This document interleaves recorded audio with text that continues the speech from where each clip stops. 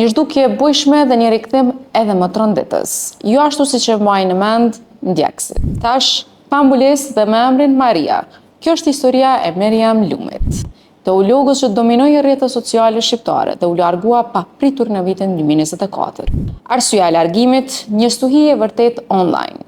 Tërheqja e saj erdhi pas një përplasje të ashpër publike me imamin e njohur Ahmet Kalaja, e cila u ndas pasi disa deklarata të Lumit u bën virale. Situata u tensionua në mënyrë dramatike, kur në profile sociale vërshuan akuza të rënda.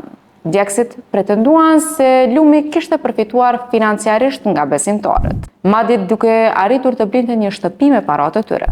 E gjendur nën këtë presion të jashtëzakonshëm, Lumi njoftoi tërheqjen.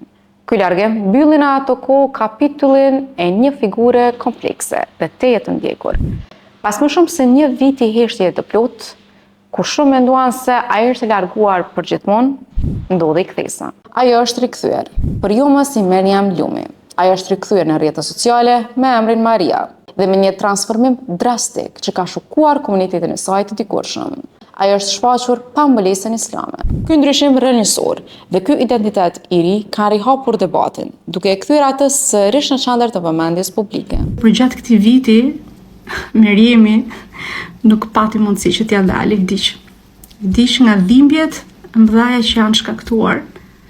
Dhe ajo që mbeti ishte vetëm pyetjet edhe kriza e identitetit.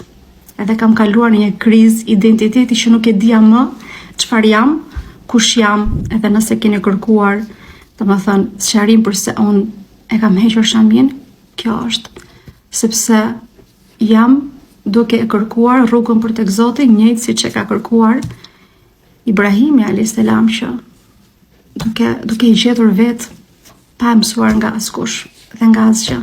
Rrugtimi i Meriam Lumit ishte unik, e lindur në Korçë dhe e rritur në Durrës. Ajo mori një vendim jetik në moshën 18 vjeçare. U konvertua në fenë islame, duke lënë pas besimin ortodoks që praktikonte. Përkushtimin saj e çoi të ndeshte studimet e mesme dhe të larta teologjike në Damask, duke u kthyer më pas në Shqipëri si një zë i fuqishëm i predikimit online.